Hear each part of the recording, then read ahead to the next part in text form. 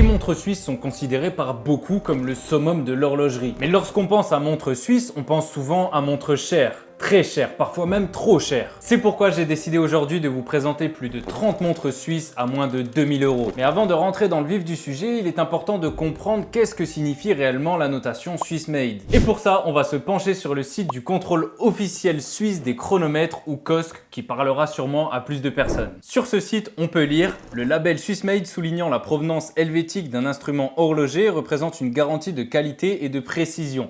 On est d'accord, il repose sur des critères définis par la loi, donc c'est bien encadré. À l'heure actuelle, c'est une ordonnance fédérale qui fixe les conditions de ce label à la réputation mondiale. C'est vrai que Swiss Made, c'est connu mondialement. Ensuite, on peut lire l'ordonnance réglant l'utilisation du nom suisse pour les montres inclut une nouvelle définition de la montre suisse. Le principal changement a consisté à préciser un critère de valeur minimum sur la montre et non plus uniquement sur le mouvement. Ainsi, pour être estampillé Swiss Made, une montre doit satisfaire à l'exigence de 60% minimum de valeur suisse. Ça, c'est vraiment le truc important à retenir. La montre doit satisfaire au minimum 60% de valeur suisse. Pour comprendre un petit peu mieux ça, on a la définition d'une montre suisse, de la montre suisse. Est considérée comme montre suisse la montre dont le mouvement est suisse, dont le mouvement est emboîté en Suisse, dont le fabricant effectue le contrôle final en Suisse et dont 60% au minimum du coût de revient sont générés en Suisse. On a vu que le mouvement devait être suisse, mais maintenant on va lire la définition d'un mouvement suisse, du mouvement suisse. Alors, est considéré comme mouvement suisse le mouvement qui a été assemblé en Suisse, qui a été contrôlé par le fabricant en Suisse, dont 60% au minimum du coût de revient sont générés en Suisse et qui est de fabrication suisse pour 50% au moins de la valeur de toutes les pièces constitutives, mais sans le coût de l'assemblage. En gros, ça veut dire qu'une montre, pour être notée Swiss Made, n'a pas forcément besoin d'avoir 100% de sa fabrication et de ses pièces provenant de Suisse. Comme on l'a vu, on a par exemple des mouvements qui peuvent être fabriqués avec des pièces, je sais pas, d'Asie au hasard, je dis ça comme ça, mais qui vont se retrouver dans un mouvement qui au final sera un mouvement certifié suisse, dans une montre certifiée suisse. En gros, c'est quand même assez rare d'avoir une montre 100% de valeur suisse, mais il me semble que ça existe quand même. Bon, comme sur ma vidéo des montres françaises, je ne vais pas rentrer dans les détails, les polémiques, etc. Ici, ce qui nous intéresse, c'est de découvrir des montres qui nous plaisent, tout simplement. Et désolé pour la vulgarité, mais j'en ai à peu près rien à foutre de savoir que la vis qui tient ma masse oscillante a été fabriquée en Asie ou en Suisse. Bon, c'est vrai que toute proportion gardée du prix de la montre quand même, si je paye une montre 50 000 €, j'ai pas les fonds, hein, mais si un jour je paye une montre 50 000 €, je veux même savoir le nom de la personne qui a fabriqué cette vis. Mais bon, vous avez compris que pour des montres entre guillemets abordables, donc en dessous de 2000 €, ce n'est vraiment pas l'argument de vente principal. Bref, commençons, et pour le premier garde-temps suisse abordable, on a évidemment une Swatch System 51. Ici, on a une tonne de déclinaisons possibles. Vous avez sans doute déjà entendu parler de cette montre et sa particularité et son mouvement, le System 51, qui est le seul mouvement au monde à réunir seulement 51 pièces dont l'assemblage est entièrement automatisé. Autrement dit, c'est plus R2D2 qui assemble votre montre plutôt que Michel, 75 ans, dans son atelier familial. Pour cette System 51, on a plusieurs prix, évidemment en fonction des déclinaisons, mais en général, on est aux alentours des 150 à 300 €. En numéro 2, on a la Bulova Joseph Bulova Breton Blush Dial. Alors vous vous en doutez, le Joseph Bulova dans le nom de la montre fait référence au fondateur de la marque. Ici, on a un design qui rend hommage au Bulova des années 1920-1930. Personnellement, j'aime beaucoup. Je trouve ça vraiment très classe. Malgré tout, la montre reste plutôt simple. 3 aiguilles, un guichet de date à 3 heures. Pour les dimensions, on a du 46 par 32 mm, une épaisseur de 18,5 mm. On a un verre saphir et on embarque le calibre SW200 de chez Sellita. Et pour le prix, on est aux alentours des 1000 €. Bon, cette montre était une édition limitée, donc malheureusement, je crois que c'est plus possible de la trouver neuve, mais ça reste possible de la trouver en seconde main. En numéro 3, on a la Doxa Sub 200. Une montre top pour l'été, si c'est possible d'en avoir un, parce que actuellement dans le Grand Est, c'est pas ça. Bon, aujourd'hui ça va, il fait 28 degrés, on va pas parler de la pluie et du beau temps, mais on est d'accord que ça fait quand même un petit peu flipper l'été qui se retarde comme ça. Bref, ici on a des couleurs assez flashy, une résistance à l'eau jusqu'à 200 mètres, un look plutôt sportif, un diamètre de 42 mm, une épaisseur de 13,8 mm, un corne à corne de 46 mm, un verre saphir, un mouvement automatique ETA 2824-2 et un prix de 1050 € sur caoutchouc et 1090 € sur bracelet acier. Vous ne m'en voudrez pas, je ne vais pas m'éterniser sur chacun des modèles parce qu'aujourd'hui, on a de la montre sur la planche. petite référence à du pain sur la planche montre.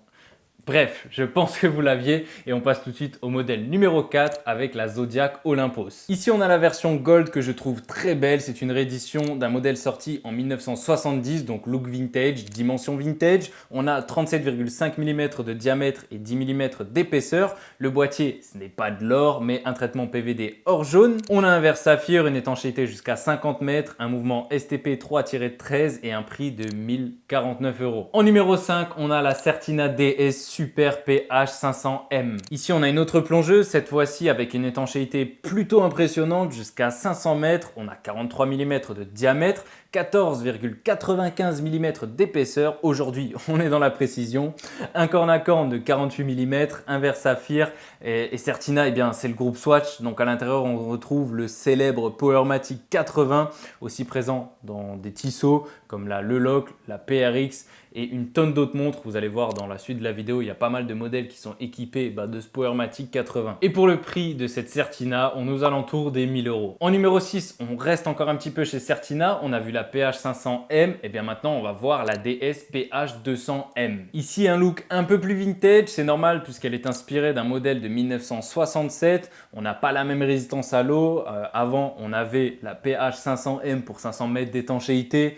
Ici, on a la PH 200M, je pense que vous vous doutez, c'est pour 200 mètres d'étanchéité. Et d'ailleurs, le PH signifie pression hydrostatique. Pour les caractéristiques, on a 42,8 mm de diamètre, 11,9 mm d'épaisseur, un verre saphir et encore un calibre ETA Powermatic 80. Je vous avais dit qu'on allait le retrouver plusieurs fois dans cette vidéo. Et oui, pour ceux qui ne savaient pas, le Powermatic 80 est un mouvement ETA. Et pour le prix de cette beauté, on est encore aux alentours des 1000 €. Pour la numéro 7, on reste encore un petit peu chez Certina avec la DS Action Diver 38 Powermatic 80. Cette fois-ci, on a peut-être un look un petit peu plus classique qui se rapproche un petit peu d'une sub de chez Rolex. On a une lunette unidirectionnelle, c'est encore une plongeuse cette fois-ci avec 300 mètres d'étanchéité. Comme vous l'avez compris dans le nom, on retrouve encore le Powermatic 80. Cette version conviendra sûrement mieux aux petits poignets comme le mien avec ses 38 mm de diamètre et son corne à corne de 44,9 mm. Pour l'épaisseur, on a 12,2 mm, on a un verre saphir et un prix plus abordable de 880 €. En numéro 8, j'allais dire, on reste encore dans la Suisse, dans le Swiss Made, mais évidemment, Paul, c'est le sujet de la vidéo. Bref, cette fois-ci, on va voir la Longines Hydro Conquest. Vous l'aurez compris, en ce début de vidéo, on est sur des plongeuses. Pour ceux qui ne sont pas fans de plongeuses, rassurez-vous, il y a d'autres modèles qui arrivent par la suite. Pour cette Hydro Conquest, on a 300 mètres d'étanchéité, un diamètre de 41 mm, une épaisseur de 11,9 mm, un verre saphir, un mouvement Longines caliber L888 qui est basé encore une fois sur un ETA comme le Powermatic 80 et ici on a 72 heures de réserve de marche. Et pour le prix, on est environ à 1900 €. En numéro 9, on retourne chez Zodiac avec cette fois-ci la Super Seawolf 53 Skin automatique. Ici une étanchéité jusqu'à 200 mètres, un diamètre de 39 mm, un verre saphir, mais ça je pense que je vais arrêter de le préciser. Vous avez compris que la plupart des montres dans cette vidéo, si ce n'est l'intégralité, ont des verres saphir, donc je vais arrêter de le préciser. Pour le mouvement, cette Zodiac embarque le calibre STP 1-11. Ici encore, on reprend un design datant du siècle dernier, plus précisément de 1953, et j'ai l'impression que c'est quelque chose de très courant dans l'horlogerie de s'inspirer de designs passés. Moi personnellement ça ne me dérange pas, je préfère les designs vintage et je trouve ça plutôt cool de s'inspirer de designs passés, de le remettre au goût du jour. Moi je trouve ça très sympa, n'hésitez pas à me dire votre avis en commentaire. Et pour le prix de cette Zodiac, on est aux alentours des 1300 €. En numéro 10, d'ailleurs, c'est le dernier numéro sur lequel je pourrais mimer avec les mains. Bref, en numéro 10, je vous vois venir. Je sais, vous l'attendiez, il y a du Tissot évidemment. Après Tissot, j'ai l'impression que c'est une marque un petit peu clivante. Il y a certains puristes qui vont détester Tissot. Moi personnellement j'aime bien, j'en ai plusieurs. Puis j'ai toujours été satisfait, donc dites-moi aussi en commentaire, est-ce que vous êtes plutôt team Tissot, team on s'en fout, ça passe, j'aime bien Tissot, je vais pas cracher dessus, ou plutôt team non, pas de Tissot, c'est nul Tissot. Faites-le moi savoir en commentaire. Et ici, on va se pencher sur la Seastar 2000 Professional Powermatic 80. Encore là, celui-là, évidemment. Les gros poignets, cette montre est pour vous avec ses 46 mm de diamètre. Pour l'épaisseur, on a 16,3 mm, donc aussi assez imposant. On a une lunette en céramique, un guichet de date à 6 heures. Au niveau du cadran, on retrouve un dégradé de bleu avec un motif de vague. Et pour l'étanchéité, c'est jusqu'à 600 mètres. Donc autant vous dire que là, on est plutôt tranquille. La collection 6 stars de chez Tissot, elle date vraiment pas de hier. Comme vous pouvez le voir, les Tissot que j'ai, c'est des 6 stars. Et il y en a un petit peu pour tous les goûts parce que moi, je suis vraiment dans la 6 stars vintage.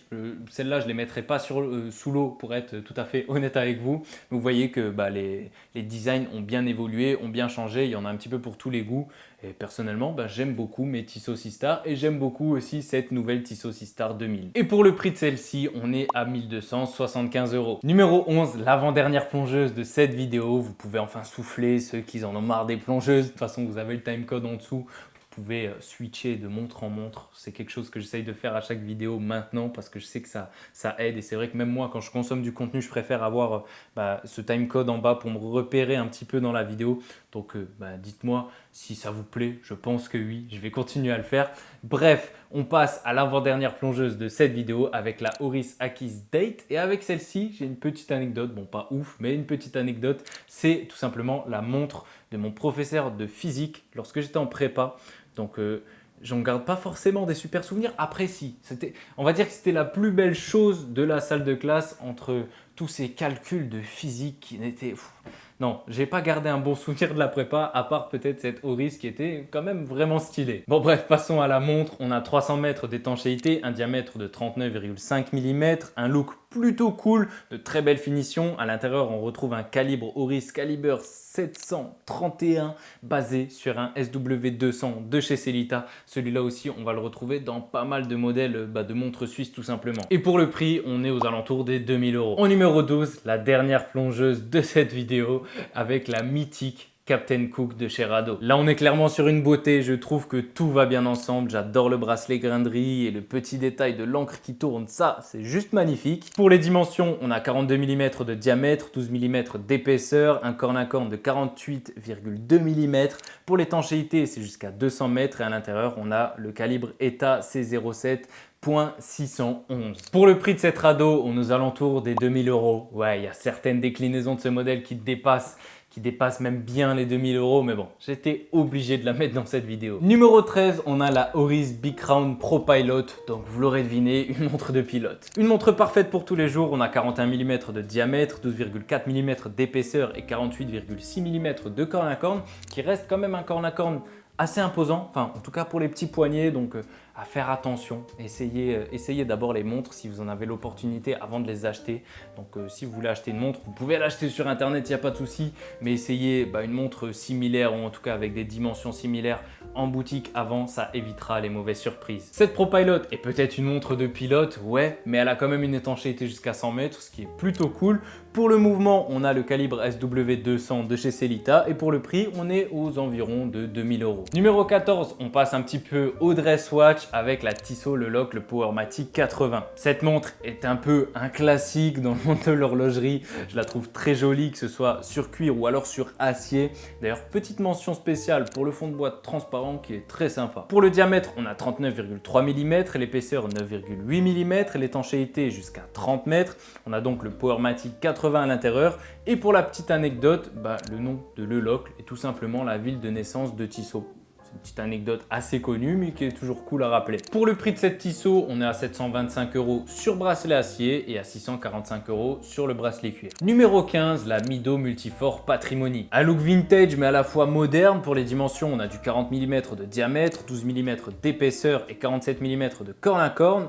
On a une étanchéité jusqu'à 50 mètres, donc bien loin des plongeuses qu'on a vues précédemment. Et comme les autres montres du Swatch Group cité précédemment, encore une fois dans cette vidéo, elle possède sa propre version du Powermatic 80. Et pour le prix de cette Mido Multifort Patrimony, on est à 930 €. Petite pause dans cette vidéo pour vous laisser souffler un petit peu, parce que c'est vrai que là on débite, là on voit du modèle. D'ailleurs, n'hésitez pas à me dire en commentaire si vous aimez ce type de vidéo où je m'attarde pas forcément sur chaque modèle. Ça, après, libre un petit peu à vous d'aller faire vos recherches sur les modèles qui vous plaisent. Ici, le but, c'est vraiment de couvrir un large panel de modèles, même si ça reste quand même assez peu, une trentaine de modèles, c'est pas énorme, mais bon. Le but, c'est quand même de voir un large panel de modèles, de vous faire découvrir assez rapidement plein de modèles différents. Donc en vous donnant quelques détails quand même assez importants, le diamètre, je trouve ça assez important à donner, l'étanchéité c'est toujours cool, le prix aussi. Donc n'hésitez pas à me dire si ce type de vidéo vous plaît en commentaire. Et si vous avez la flemme d'écrire un commentaire, si ce type de vidéo vous plaît, n'hésitez pas à lâcher un petit like, ça fait toujours plaisir, ça soutient énormément la chaîne.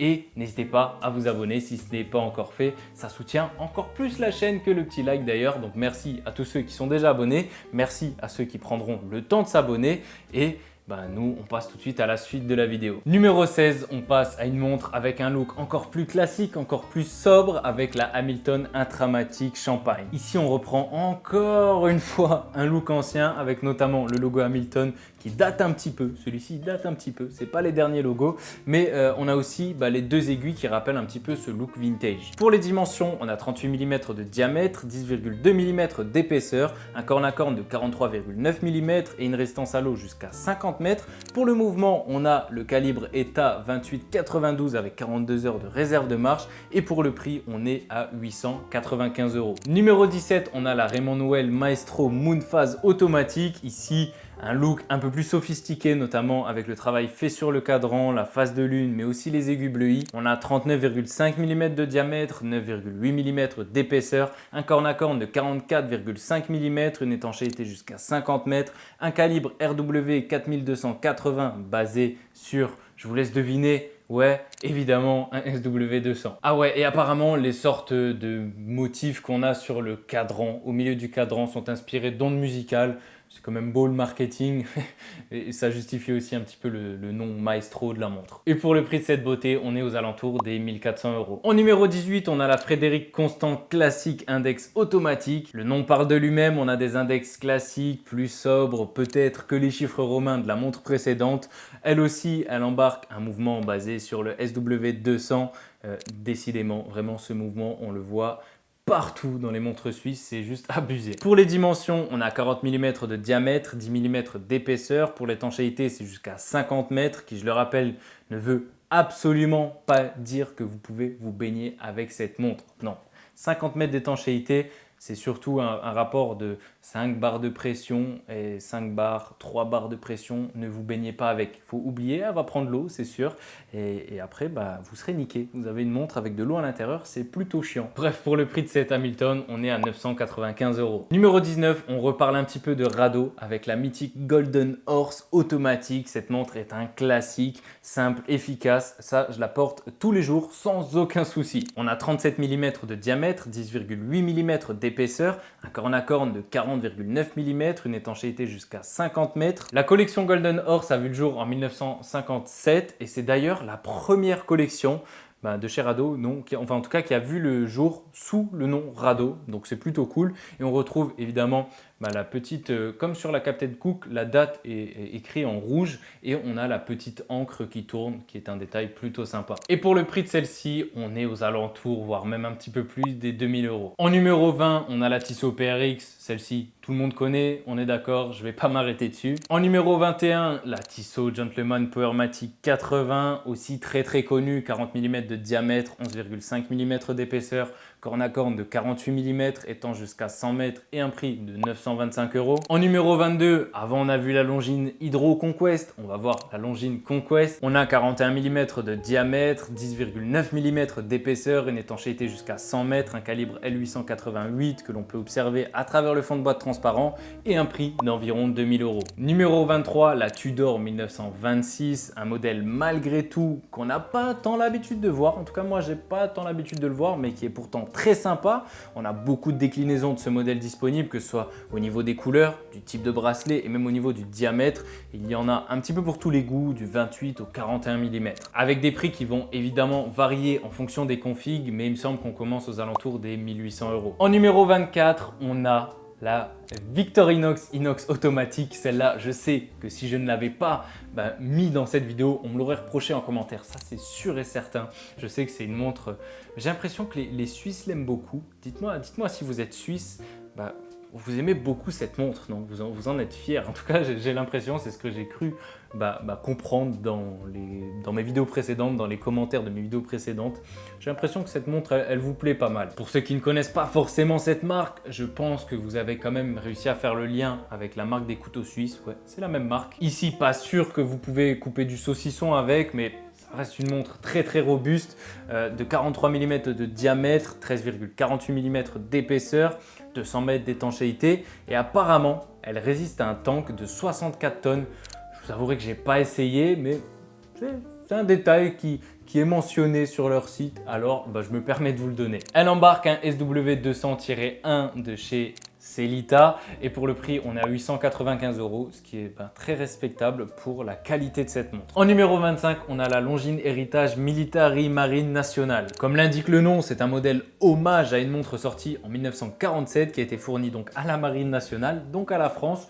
On fait toujours des petits liens avec la France, on reste patriote. Sur ce modèle, on a 38,5 mm de diamètre, 12,3 mm d'épaisseur, une étanchéité jusqu'à 30 mètres, donc autant dire qu'il fallait pas que les marins tombent à l'eau avec. Et pour le mouvement, on a le calibre L888.5. Et j'aime beaucoup le petit clin d'œil sur le cadran où est écrit fabriqué en Suisse et non pas Swiss made. Ça redonne vraiment son cachet ancien à la montre. Bon, j'ai encore une dizaine de modèles sous le coude, donc je vais vous les donner un petit peu en bonus assez rapidement pour vous remercier d'être resté jusqu'à là dans cette vidéo. D'ailleurs, si tu es encore là dans cette vidéo, n'hésite pas à lâcher un petit like, ça fait toujours plaisir. Alors en bonus, on a premièrement la Alpina Start Pilot automatique pour 995 €, la Nevada Grenchen Chronomaster Aviator Sea Diver à environ 2000 €, la Mido Ocean Star GMT à plus ou moins 1400 €, la Christopher Ward C65 Aquitaine GMT, encore un GMT, pour environ 1400 €, la Ball Fireman Enterprise pour plus ou moins 1200 €, la Formex Essence Chronometer à environ 1500 €, la Maurice Lacroix Icon automatique à environ 2000 €, la Luminox Original Navy Seals à plus ou moins 600 €, celle-ci c'est une montre à quartz, c'est petite exception dans la vidéo, la Marathon Général Pure Pose Mécanical, donc une montre manuelle, encore une petite exception dans cette vidéo, pour plus ou moins 500 €. Et enfin la Hamilton Khaki Field, la version mécanicale pour 625 €. Encore un classique, j'étais obligé de le mettre. Et voilà pour 35 montres suisses abordables. N'hésitez pas à me dire quelle montre vous auriez mis dans cette vidéo. N'hésitez pas non plus à me dire si cette vidéo vous a plu. Si c'est le cas, dites-le moi, soit en commentaire, soit en lâchant un petit like, soit en vous abonnant si ce n'est pas déjà fait. Moi je vous dis à dimanche prochain 18h30 pour une nouvelle vidéo sur l'horlogerie. Mais en attendant, n'oubliez pas, prenez soin de vos montres.